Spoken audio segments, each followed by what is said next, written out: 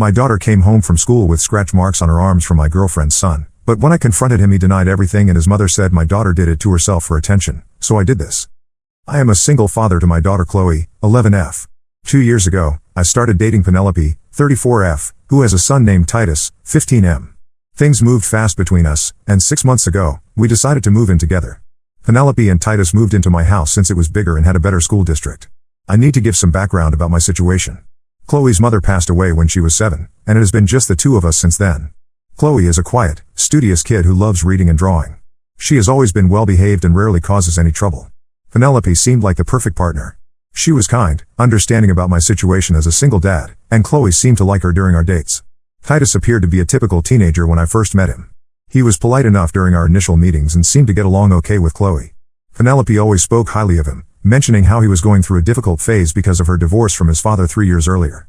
She explained that Titus had some anger issues but was working through them. I thought having a stable home environment would help him. The first few weeks after they moved in went smoothly. Titus mostly kept to himself in his room, playing video games or listening to music. Chloe continued her usual routine of school, homework, and spending time in her room drawing. Penelope and I were both working full-time, so the kids were often home alone together after school for a few hours. The problem started small. Chloe began asking if she could stay after school for various activities that she had never shown interest in before. When I asked her why, she would just shrug and say she wanted to try new things. I thought it was good for her to expand her interests, so I encouraged it. Then I noticed Chloe had started keeping her bedroom door locked whenever she was home. When I asked about it, she said she just wanted privacy. Again, I thought this was normal preteen behavior and did not push the issue. The first real incident happened about a month after they moved in. I came home from work to find Chloe crying in her room. Her favorite stuffed animal, a bear she had since she was little, was torn apart with its stuffing scattered across her floor. When I asked what happened, she said she did not know. Penelope was not home yet, and Titus was in his room with his door closed and music playing loudly. I knocked on Titus's door and asked if he knew anything about Chloe's toy. He opened the door, looked genuinely confused, and said he had no idea what I was talking about. He seemed sincere, so I assumed maybe the toy had just fallen apart due to age. Chloe had carried it everywhere for years. A week later, Chloe's art supplies went missing. She had a nice set of colored pencils and markers that she used for her drawings. When we could not find them anywhere, I bought her a new set. The next day, I found the original supplies in the garbage can outside, broken into pieces. I confronted Titus again, and this time he got defensive. He raised his voice and asked why I was always blaming him for things. Penelope came home during this conversation and immediately took Titus's side. She said I was being unfair and that Titus would never do something like that. She suggested that maybe Chloe had thrown them away herself for attention since she was still adjusting to the new living situation. This pattern continued for weeks. Chloe's homework would disappear, her books would be damaged, or her room would be messed up while we were at work. Every time I brought it up to Penelope, she would defend Titus and suggest alternative explanations. She said Chloe might be acting out, or that these were just coincidences. The situation got worse when Titus started targeting Chloe directly. Chloe began coming to me with complaints that Titus was calling her names when Penelope and I were not around. She said he would tell her that she was stupid, ugly, and that nobody wanted her around. When I confronted Titus about this, he would deny it completely. Penelope's response was always the same. She would say that Titus was a good kid who was still dealing with his parents' divorce. She explained that he had been through therapy before and that the therapist said he needed patience and understanding. She insisted that Chloe might be misunderstanding Titus's attempts to bond with her as siblings. One evening, I decided to come home early from work without telling anyone. I parked down the street and walked to the house quietly. Through the living room window, I could see Titus standing over Chloe, who was sitting on the couch doing homework. He was pointing his finger at her face and appeared to be yelling, though I could not hear what he was saying through the glass. Chloe was pressed back into the couch cushions, looking scared. I entered the house through the front door, and Titus immediately moved away from Chloe and started walking toward the kitchen as if nothing had happened. When I asked what was going on, Titus said he was just asking Chloe if she wanted a snack. Chloe looked at me but did not say anything. That night, after Penelope came home, I told her what I had witnessed. She said I must have misunderstood the situation and that Titus was probably just being a helpful big brother. She reminded me that Titus had a lot of energy and sometimes came across as aggressive when he was just being enthusiastic. The breaking point came last week. I received a call at work from Chloe's school. The nurse said Chloe had come to her office during lunch, crying and with scratch marks on her arms. When the nurse asked what happened, Chloe said she had fallen down. The nurse was concerned because the marks looked like fingernail scratches rather than scrapes from a fall. I left work immediately and went to the school. Chloe was sitting in the nurse's office, still upset. When I asked her privately what really happened, she finally told me the truth. She said Titus had cornered her that morning before school and grabbed her arms while telling her that if she ever told on him again, things would get much worse for her. I took pictures of the scratches on Chloe's arms and drove straight home. Titus was there, having skipped his afternoon classes. When I confronted him with Chloe's story and showed him the pictures, his whole demeanor changed. He stopped pretending to be innocent and started yelling at me. He said Chloe was a liar and a baby, and that she deserved everything that happened to her. He said she was trying to break up his family and that he hated living in the same house as her. I told Titus to go to his room and stay there until his mother came home. He refused and continued yelling. He said I was not his father and could not tell him what to do. Then he kicked over a chair and stormed out of the house. When Penelope came home that evening, I showed her the pictures of Chloe's arms and told her everything that had happened. Her reaction was not what I expected. Instead of being concerned about Chloe, she became defensive about Titus. She said the scratches could have come from anywhere and that Chloe was known to make up stories. She accused me of turning against Titus because he was not my biological child. Penelope called Titus, who had gone to a friend's house, and when he came home, she immediately took him into his room for a private conversation. I could hear her speaking to him in soothing tones, telling him that everything would be okay and that she would handle the situation. Later that night, Penelope approached me and said we needed to discuss Chloe's behavior. She suggested that Chloe was jealous of the attention Titus was getting and was acting out to get me to choose sides. She said Chloe had always been the center of my attention and was having trouble sharing me with a new family. I could not believe what I was hearing.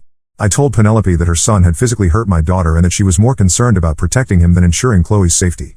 Penelope said I was overreacting and that typical sibling rivalry was normal in blended families. The next morning, I made the decision to keep Chloe home from school. I could not risk leaving her alone with Titus again. I called in sick to work and spent the day with Chloe, during which she told me about months of incidents I had never heard about. Titus had been systematically bullying her whenever Penelope and I were not around. He had threatened her, destroyed her belongings, and made her life miserable in her own home. Chloe said she had not told me earlier because Titus had convinced her that Penelope and I would choose him over her if she caused problems. He had told her that Penelope was going to become her new mother, and if Chloe made trouble, Penelope would make me send her away to live with relatives. That evening, I sat Penelope down and told her that Titus's behavior toward Chloe was unacceptable and had to stop immediately. I said we needed to establish clear rules and consequences, and that Titus needed to apologize to Chloe and change his behavior. Penelope's response was to pack bags for herself and Titus and say they were going to stay at her sister's house for a few days while I calmed down and got some perspective. She said I was being unreasonable and that she could not stay in a house where her son was being treated like a criminal. They left that night, and I have not heard from Penelope since. Titus never apologized to Chloe. Chloe has been sleeping better and seems more relaxed since they left, but I keep wondering if I handled this situation correctly. Penelope has been texting me, saying I am destroying our relationship over normal family growing pains. I am torn between wanting to make this relationship work and protecting my daughter. Penelope is convinced that I am overreacting, but I cannot ignore what Titus did to Chloe. I need advice on how to handle this situation. Update 1. I wanted to update everyone on what has happened since my original post. Thank you to everyone who responded and helped me see the situation more clearly. After Penelope and Titus left to stay at her sister's house, I spent a lot of time talking with Chloe about everything that had been happening. She opened up more about the extent of Titus's behavior over the past several months. The incidents were far worse and more frequent than I had realized. Chloe told me that Titus had been taking money from her piggy bank, which explained why her savings had been mysteriously decreasing. He had also been going through her personal belongings when she was not home and reading her diary.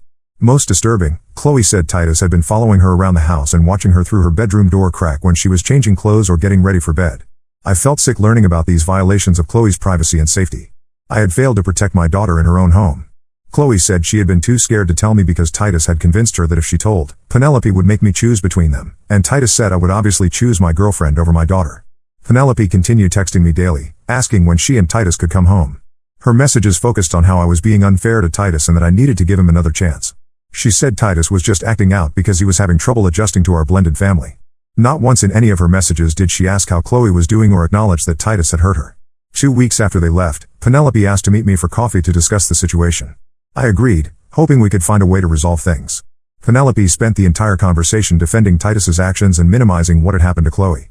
She said Chloe was exaggerating and that Titus was just being a typical teenage boy. When I brought up the scratches on Chloe's arms and showed her the photos again, Penelope said they looked minor and that Chloe was probably being dramatic about how she got them.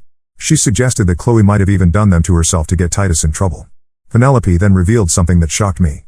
She admitted that Titus had been having behavioral problems at his previous school and that they had moved to our area partly to give him a fresh start. She had never mentioned this before. When I asked for details, she said Titus had been suspended multiple times for bullying other students and that the school had recommended he receive counseling for anger management issues. I asked Penelope why she had never told me about Titus's history of bullying, especially knowing that Chloe would be living with him. She said she had hoped that Titus would do better in a new environment and that she did not want me to judge him based on his past mistakes. This conversation made me realize that Penelope had deliberately hidden important information about her son that directly affected Chloe's safety. She had moved a known bully into my home with my daughter and had not given me the information I needed to protect Chloe. I told Penelope that Titus could not come back to live in my house. I said that if she wanted to continue our relationship, we would need to live separately until Titus could demonstrate that he could treat Chloe with respect. Penelope became angry and accused me of discriminating against her son. She said I was choosing Chloe over Titus and that this proved I could never truly accept Titus as part of our family. Penelope stormed out of the coffee shop, and I have not spoken to her since. However, the situation has gotten more complicated. Last week, I received a call from Chloe's school principal. Titus had shown up at Chloe's school during lunchtime and had approached her on the playground. According to witnesses, Titus grabbed Chloe's arm and said something to her that made her cry. A teacher intervened before anything else happened, and Titus left the school grounds. The principal said they had reviewed the security footage and confirmed what the witnesses reported. They asked if I wanted to file a report with the police or if there were family issues they should be aware of to help protect Chloe at school. I immediately called the police and filed a report about Titus harassing Chloe at school. The officer took my statement and the information about Titus's previous behavior toward Chloe. He said this could be considered stalking or harassment, especially since Titus had no legitimate reason to be at Chloe's school. When I told Chloe about Titus's visit to her school, she broke down crying. She said Titus had told her that she had ruined his family and that he was going to make sure she paid for getting him in trouble. She was terrified that Titus would find ways to hurt her even though he was not living with us anymore. I contacted the school and arranged for Chloe to have supervised pickup and drop-off. I also gave them a photo of Titus and Penelope with instructions not to allow either of them access to Chloe or information about her. 2 days after the school incident, Penelope called me screaming. She had found out about the police report and was furious. She accused me of trying to destroy Titus's future by involving law enforcement over what she called a minor disagreement between kids. Penelope said I was being vindictive and trying to punish Titus because I could not handle having a teenage boy in my house. She threatened to take legal action against me for filing a false police report. She said Titus had only gone to Chloe's school to apologize for their previous conflict and that I was twisting the situation to make Titus look bad. I reminded Penelope that Titus had physically hurt Chloe and had now followed her to school to intimidate her further. I said this was not normal sibling conflict, and Titus's behavior was escalating rather than improving. Penelope hung up on me, but the calls and texts have continued.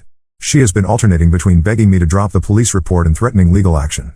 She has also been contacting my friends and family members, trying to get them to convince me that I am overreacting. Yesterday, I received a call from my sister, who said Penelope had contacted her on social media. Penelope had told my sister that I was trying to have Titus arrested because I was jealous of Penelope's relationship with her son. Penelope claimed that Chloe had been lying about Titus to break up their family, and that I was believing Chloe's lies because I spoiled her too much. My sister was confused by Penelope's contact and asked me what was really going on. When I explained the situation, my sister was horrified. She said Penelope's behavior of contacting my family members to defend her son's bullying was completely inappropriate and showed how far Penelope was willing to go to avoid holding Titus accountable. The police officer handling our case called me yesterday with an update. He said they had spoken with Titus and Penelope about the school incident. Titus admitted to going to Chloe's school but claimed he only wanted to apologize. However, when the officer asked Titus to explain what apology required grabbing Chloe's arm and making her cry, Titus became defensive and said Chloe was lying about being hurt. The officer said Titus's explanation did not match the witness statements or the security footage. He recommended that I consider requesting a restraining order to keep Titus away from Chloe and our home. I am now looking into getting a restraining order. Chloe should not have to worry about Titus showing up at her school or anywhere else she goes. Penelope's reaction to this whole situation has shown me that she will never prioritize Chloe's safety over protecting Titus from consequences. I realize now that this relationship cannot be saved.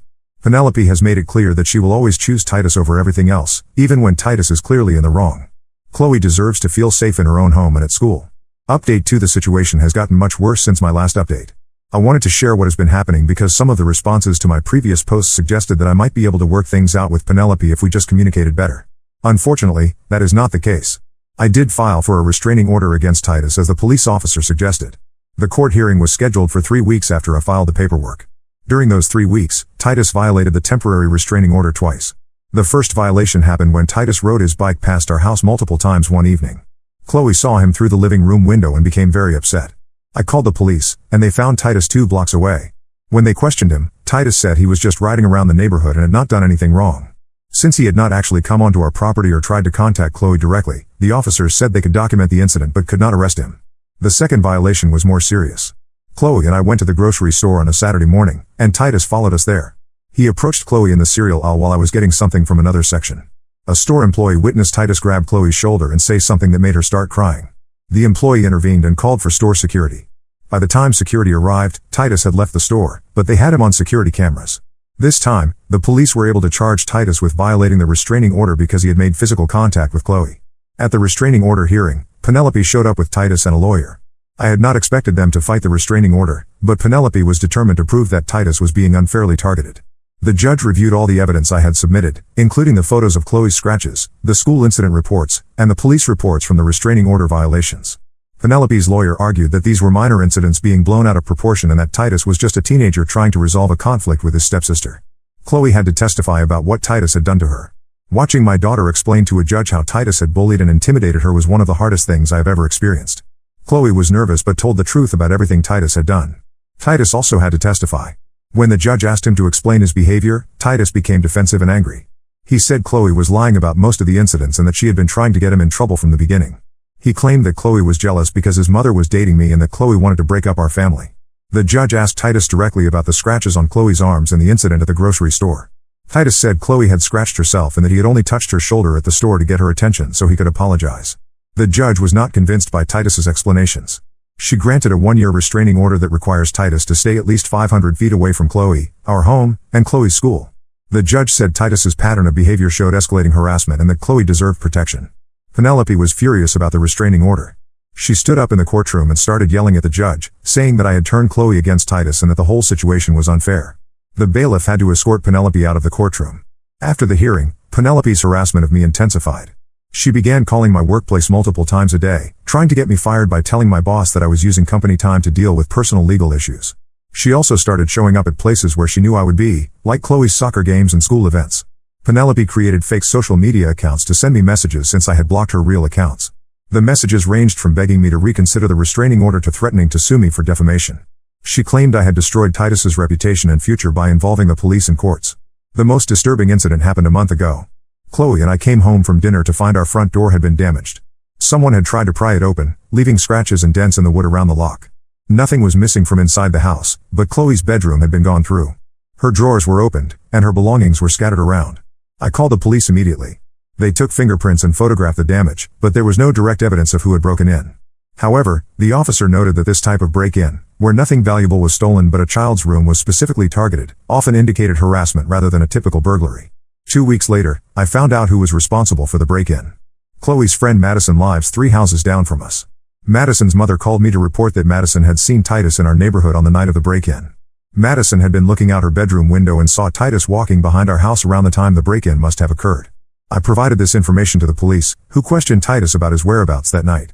Titus initially denied being in our neighborhood, but when confronted with Madison's testimony, he admitted to walking around our area. He claimed he was just taking a walk and had not done anything wrong. The police could not prove that Titus had broken into our house based solely on Madison's testimony, but they documented the incident and noted that Titus had violated his restraining order by being in our neighborhood.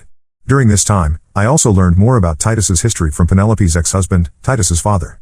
He contacted me after hearing about the restraining order through mutual acquaintances.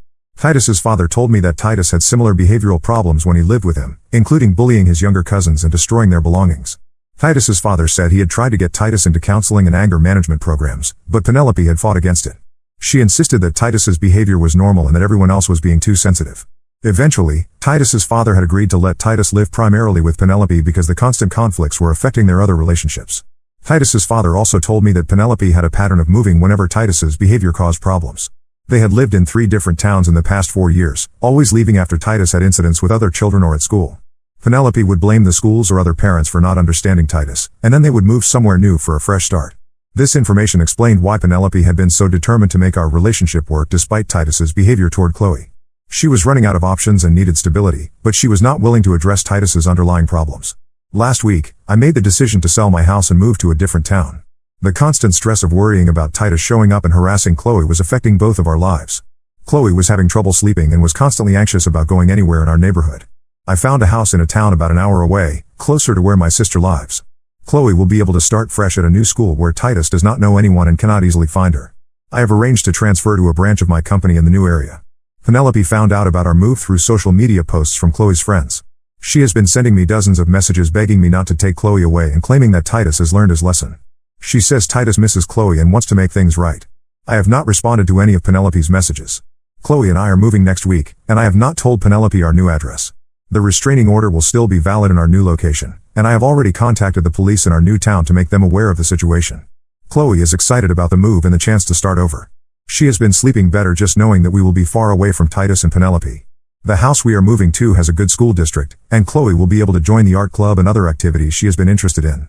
I realize now that I should have ended the relationship with Penelope much sooner. I was so focused on trying to make our blended family work that I ignored clear warning signs about Titus's behavior.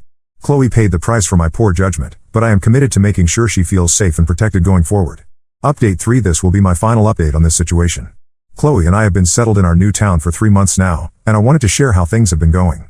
The move has been the best decision I could have made for Chloe's well-being. She started at her new school 6 weeks ago and has already made several friends. Her teacher says Chloe is a joy to have in class and that she has shown real leadership in group projects. Chloe joined the art club and the school newspaper, and she has been thriving in both activities. Most importantly, Chloe is sleeping through the night again and no longer looks over her shoulder when we go out in public. She has returned to being the confident, happy child she was before Titus and Penelope entered our lives. Watching Chloe heal from what Titus put her through has confirmed that moving was the right choice. For the first month after we moved, Penelope continued trying to contact me through various methods. She called my new workplace multiple times until I had to involve HR and request that they block her number. She also had friends and family members reach out to me on social media with messages claiming that Titus was sorry and wanted to apologize to Chloe. I blocked every number and social media account that tried to contact me on Penelope's behalf. I was not interested in hearing apologies or promises that Titus had changed. Chloe had made it clear that she never wanted to see Titus again, and I was not going to force her to interact with someone who had terrorized her. 6 weeks ago, the harassment escalated again when Penelope somehow found our new address. I am still not sure how she got this information, but she showed up at Chloe's new school one afternoon. The school secretary called me immediately because I had provided them with photos of both Penelope and Titus when Chloe enrolled, along with instructions that neither of them should have access to Chloe. Penelope had told the school secretary that she was Chloe's stepmother and needed to pick Chloe up for a family emergency. Fortunately, the secretary followed the school's protocol and refused to release Chloe to someone who was not on the approved pickup list. Penelope became angry and started yelling about how I was keeping her from her family. School security escorted Penelope off the property, and the principal called me to report the incident. I immediately contacted the police, who said Penelope's attempt to gain access to Chloe at school could be considered attempted kidnapping or child endangerment. They issued a warrant for Penelope's arrest. Penelope was arrested 3 days later when she returned to her old town to handle some business. Titus's father called me to let me know that Penelope was in jail and that Titus was staying with him while she dealt with her legal issues. Titus's father also shared some information that explained Penelope's increasingly desperate behavior. Apparently, Penelope had been evicted from her sister's house where she and Titus had been staying since leaving my home. Her sister had grown tired of Titus's disruptive behavior and had given Penelope an ultimatum to find somewhere else to live. Penelope had been staying in motels and trying to find an apartment, but her credit was poor and she could not afford deposits and first month's rent. She had been counting on reconciling with me so that she and Titus would have a place to live. When she realized that was not going to happen, she became increasingly desperate and started making poor decisions. Titus's father said he was willing to let Titus live with him permanently, but only if Titus agreed to follow strict rules and get counseling for his behavioral problems. Titus had initially refused, but faced with the alternative of going into foster care while his mother was in jail, he eventually agreed to his father's conditions. Penelope was released from jail after spending 2 weeks there. She was ordered to stay away from Chloe and me as part of her bail conditions. Titus's father told me that Penelope was planning to move to another state to stay with relatives while she figured out her next steps. Last month, I received a letter from Penelope's lawyer requesting that I write a character reference for her court case. The lawyer explained that Penelope was facing charges related to the school incident and that my testimony about her character could help with her sentencing. I threw the letter away without responding. Chloe knows that Penelope was arrested but does not know all the details about why. I have tried to shield her from most of the adult complications while still making sure she understands that Penelope and Titus cannot contact her anymore. Chloe has not asked about them and seems to have moved on completely from that chapter of our lives. 2 weeks ago, Chloe came home from school excited about a boy in her class who had asked her to be his partner for a science project. This was the first time since the Titus situation that Chloe had mentioned being interested in spending time with any boy, even in a friendship context. Seeing her return to normal social development has been a relief. I have also started dating again, but very cautiously this time.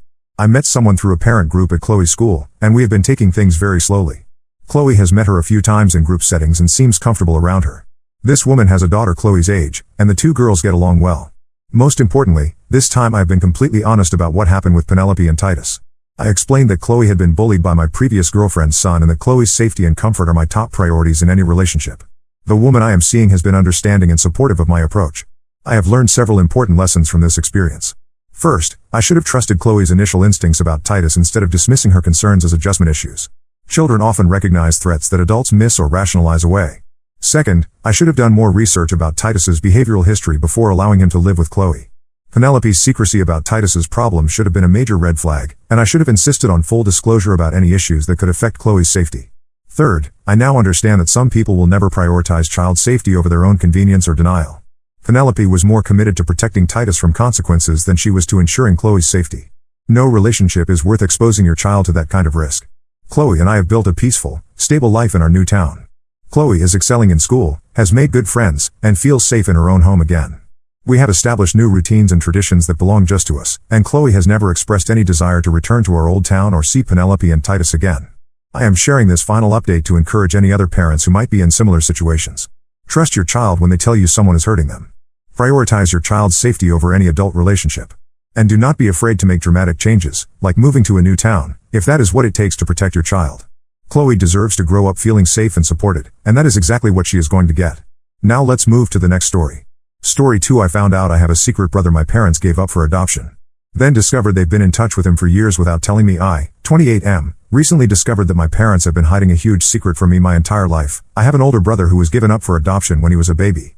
I'm still trying to process this information and figure out how to move forward. For some background, I grew up in a middle-class family in a small town in Ohio. My mom, 54F, is a high school English teacher and my dad, 56M, works as an accountant. We lived in a modest 3-bedroom house with a big backyard where I spent most of my childhood playing. Growing up, I always felt like there was something off about our family dynamic. My parents provided for me and supported me in my activities, but there was always an emotional distance. They rarely showed physical affection and seemed uncomfortable talking about feelings or personal matters. I often felt lonely as an only child and wished I had a sibling to play with and confide in. I threw myself into sports and extracurricular activities to fill the void. I played football and basketball, joined the debate team, and spent a lot of time with friends. My parents came to my games and events, but their enthusiasm always felt a bit forced. I chalked it up to them just not being very expressive people. There were other little things that seemed odd in hindsight. My parents were always very secretive about family photos and mementos. We had very few photos displayed in the house, and any time I asked about baby pictures or family history, they would quickly change the subject. They also never talked about their lives before I was born. I remember one time when I was about 12, I found an old photo album hidden in the back of my mom's closet while looking for something else. When she caught me looking at it, she snatched it away and told me sternly to never go through her things again. It seemed like an extreme reaction at the time. Despite the emotional distance, I had a relatively normal and happy childhood. I did well in school, had good friends, and was involved in lots of activities. After high school, I went to college at Ohio State University. I studied business and graduated a couple years ago. I now work as a marketing manager at a tech company in Columbus. About a month ago, my parents called and asked if I could come home for a weekend to help them clean out the attic. They're planning to downsize soon now that they're getting closer to retirement age. I agreed, thinking it would be a good chance to spend some time with them. While going through boxes in the attic, I came across a dusty old photo album I had never seen before. Curious, I opened it up and was shocked to see photos of my mom holding a baby boy who clearly wasn't me. The dates on the photo showed it was about 2 years before I was born. I confronted my parents about it, and they initially tried to brush it off as photos of a cousin. But I could tell they were lying by how flustered they got. I pressed them further, demanding to know the truth. Finally, they broke down and admitted that I have an older brother who was given up for adoption when he was 3 months old. Apparently, my parents got pregnant with him when they were just 24 and newly married. They were both still in college and working part-time jobs. They weren't financially stable yet and felt completely unprepared to be parents. After agonizing over the decision, they chose to give him up for adoption to a family that could provide better for him. A couple years later, when they had finished school and started their careers, they felt ready to have a child and had me. They kept me and raised me, never telling me about my older brother. I was completely blindsided by this revelation. My whole life I thought I was an only child, and now I find out I have a brother out there somewhere. I asked my parents why they never told me about him. They said they always planned to tell me when I was older, but as the years went by it got harder and harder to bring up. They were afraid of how I would react and worried it would damage our relationship. They also admitted that they felt a lot of shame and guilt over giving up my brother. They were afraid I would judge them or resent them if I knew. So they convinced themselves it was better to keep it a secret. I'm still trying to wrap my head around all of this. On one hand, I understand they were young and in a difficult situation when they had my brother. And I can see how it would be hard to bring up after keeping it secret for so long. But on the other hand, I feel incredibly betrayed that they lied to me my entire life about something so significant. I've always felt like there was something missing in my life, like a piece of me was incomplete. Now I wonder if that was because deep down I sensed I had a sibling out there. I'm angry that my parents robbed me of the chance to know my brother and have a relationship with him growing up. Since finding out, I've barely spoken to my parents. I packed a bag and I'm staying with my best friend from college who lives nearby. I just can't stand to be in the same house as my parents right now. They keep calling and texting, trying to apologize and explain further. But I'm not ready to hear it yet. I feel like my whole life and identity has been shaken. Part of me wants to try to find my brother and reach out to him. But I'm also scared of opening that door. What if he wants nothing to do with me? Or what if he does want a relationship and it changes my whole family dynamic? I don't even know his name or where he lives. All I know is that he was born in Columbus and adopted by a local family. I'm also struggling with resentment towards my parents for keeping me but giving him up. Why was I good enough to keep but he wasn't? Did they love me more? It's bringing up a lot of complicated emotions about my childhood and relationship with my parents. I just don't know how to move forward from here. My relationship with my parents feels irreparably damaged. I'm questioning everything I thought I knew about my family and childhood. And I'm grappling with the existence of a brother I never knew I had. I guess I'm looking for advice on how to process all of this. Should I try to find my brother? How do I move forward with my parents? Am I overreacting by being so upset about this? Any insights or similar experiences would be appreciated.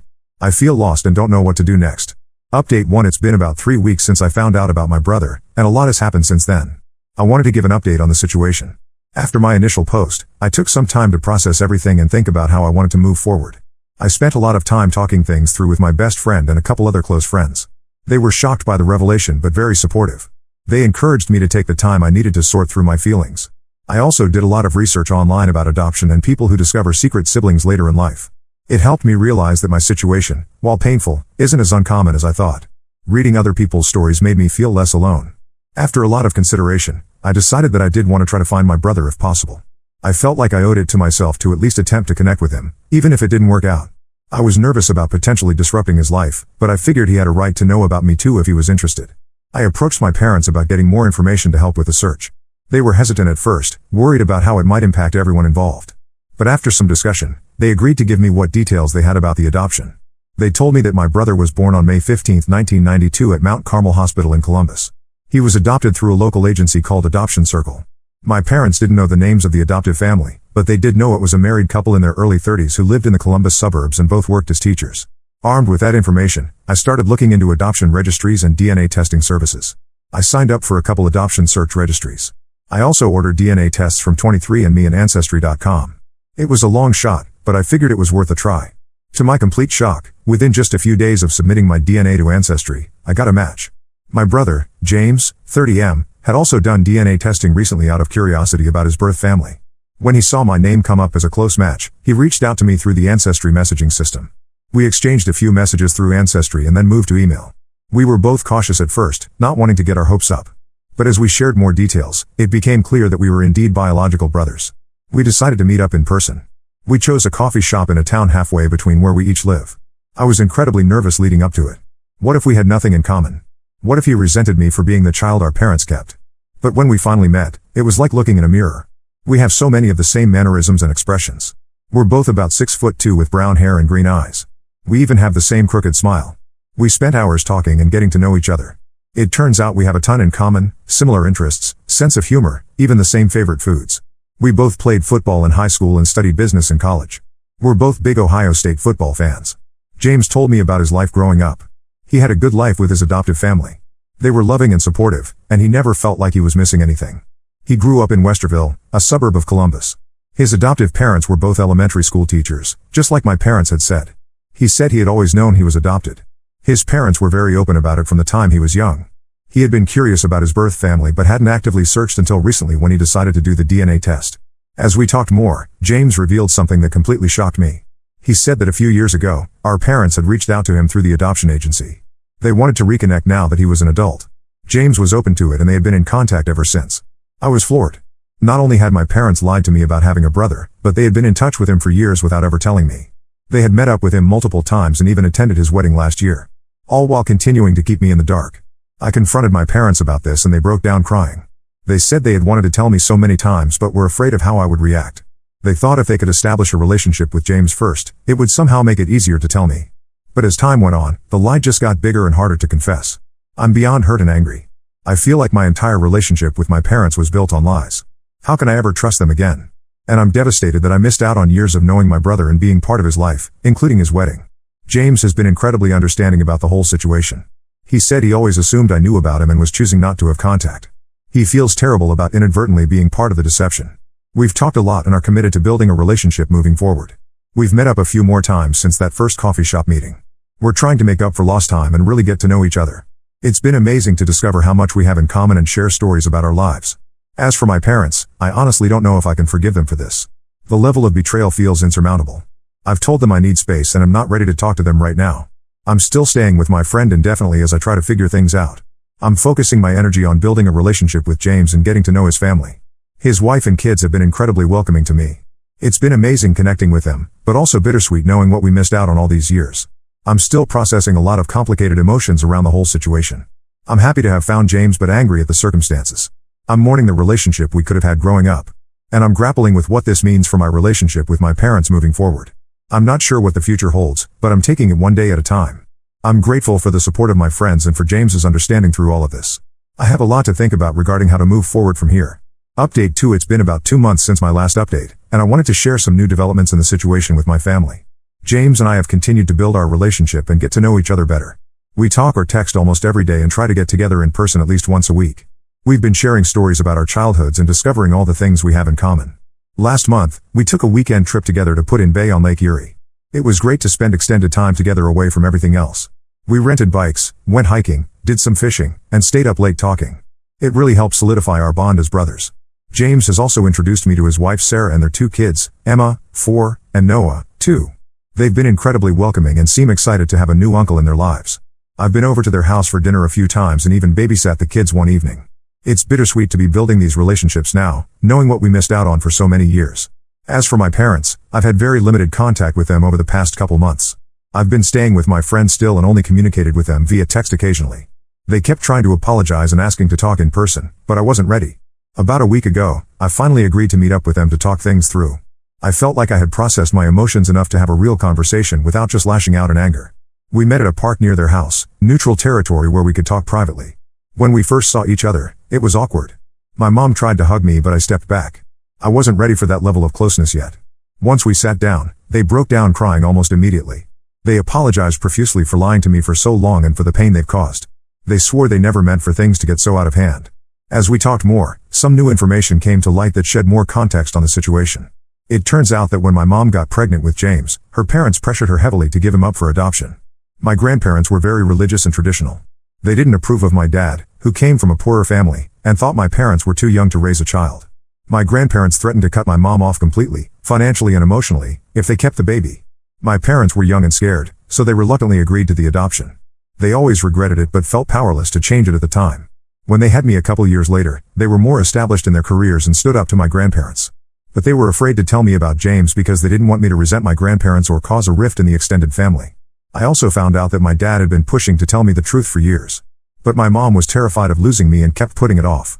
When they reconnected with James, my dad thought for sure we would finally tell me. But my mom panicked and convinced him to keep it secret a little longer until they could figure out the right way to break the news. Learning all of this doesn't excuse their actions, but it does help me understand the situation better. I can see how fear and guilt snowballed over the years until the lie felt too big to confess. We talked for hours, going over the whole history of the situation. There were a lot of tears on all sides. I was able to express how hurt and betrayed I felt. They took full responsibility for the pain they caused and promised to do whatever it takes to rebuild our relationship. I'm still deeply hurt by their deception. But I'm starting to see how complex the situation was and how human their mistakes were. They're not monsters, just flawed people who made some really bad choices. We've agreed to start family counseling together to work through everything. It's going to be a long road to rebuild trust. But I'm cautiously optimistic that we can heal our relationship over time. I'm continuing to strengthen my bond with James. We're planning a longer trip together soon to really get to know each other better. His adoptive family has also been incredibly welcoming and supportive of me. There's still a lot to process and work through. But I finally feel like I'm on a path towards healing and rebuilding my family relationships. It's not going to be easy, but I'm committed to trying. Update 3. It's been about 6 months since this whole situation started, and I wanted to give a final update on where things stand now. My relationship with James has continued to grow and flourish. We've become incredibly close and I truly think of him as my brother now. We talk almost every day and get together regularly. We took that trip we had planned, a week-long road trip through New England. It was an amazing experience. We visited Boston, hiked in the White Mountains, toured some breweries in Vermont, and spent a few days relaxing on the coast of Maine. We had great conversations, made each other laugh constantly, and really bonded as brothers. James's adoptive family has been wonderfully accepting of me as well. They've included me in family gatherings and really made an effort to make me feel welcome. I spent Thanksgiving with them and it was a warm, joyful experience. It's been healing to be embraced by them. As for my parents, we've made slow but steady progress in rebuilding our relationship. The family counseling has been really helpful in working through our issues. It's given us a safe space to express our feelings and learn to communicate better. We've had a lot of difficult but necessary conversations about the past. I've been able to express how their actions impacted me and they've taken responsibility for the pain they caused. They've also shared more about the circumstances around James's adoption and their own struggles over the years. I won't lie, there are still moments of anger and hurt that bubble up sometimes. The betrayal runs deep and it will take a long time to fully heal. But I can see that my parents are truly remorseful and are putting in the work to make amends. One positive outcome is that this situation has forced us all to be more open and honest with each other. There are no more secrets or hidden truths between us now.